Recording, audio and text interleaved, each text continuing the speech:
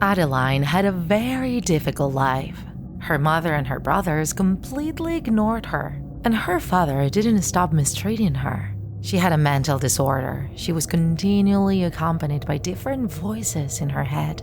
The only one in the house who helped her was her brother Jonathan, who often tried to protect her from their father's blows. He did the same thing one day when things got really serious. Her father grabbed her by the neck and was about to kill her. But in the end, he left her saying, "It doesn't matter. Tomorrow, they will come for you."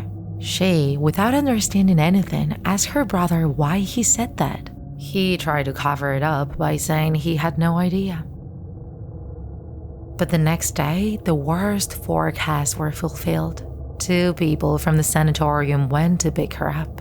Despite the insistence of her brother, who even hit one of them, and despite her kicks, she was hospitalized at the Black Forest Mental Institution. There, her life was even worse than at home. She felt that every day was the same. She was mistreated and she lived in absolute hell. Her only salvation was the nurse Adeline Grunwald. She never yelled at her and also let her favorite activity, sewing. But one day, everything changed. While she was lying in her bed, she heard that in the next room, the chief of staff was yelling for everyone to get up. She ignored it and continued for a while longer, but suddenly she appeared in her room and threatened to get up. The voice in her head told her to hit her, but once again, she steeled herself and obeyed. That day, on the way to the cafe, she saw a strange character in the forest. He had no face, but he communicated with her. He told her that when she could, she should go meet him. She knew from the other patients in the sanatorium that escaping from there was impossible. So she just put her head down and kept walking. That day, Nurse Adeline was very sad and Adeline noticed. She learned that the reason was precisely her. From the direction of the center, they had decided that the little girl's illness was incurable.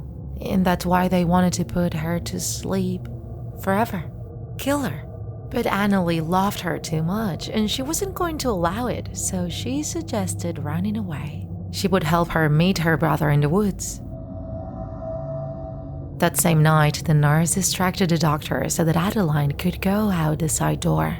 They succeeded, but they didn't think that the gardener would come out the shed just then and catch her.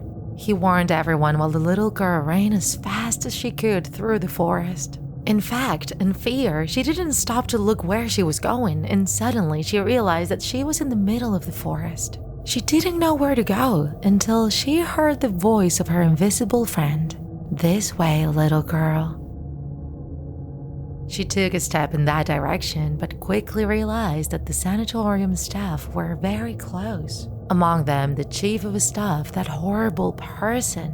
She had an axe in her hands, which made her sense that the thing would end fatally. Her strength was failing, but she still ran as fast as she could.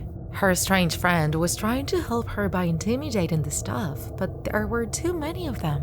And while she was running, Adeline tripped and fell.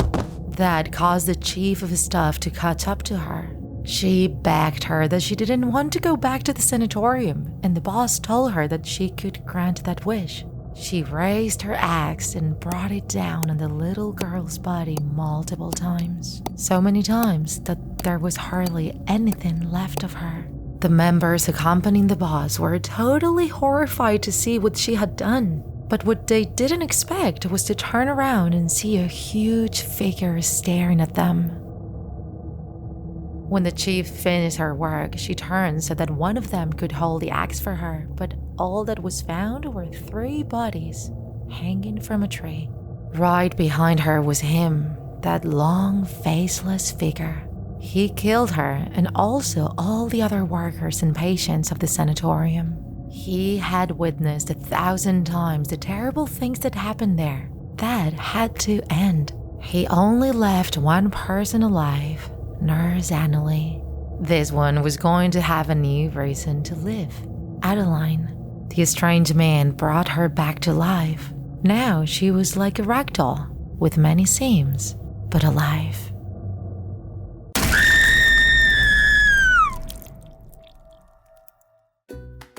If you enjoyed this video, don't forget to like it. And if you want to see more Draw My Life videos, subscribe to our channel. See you in the next episode!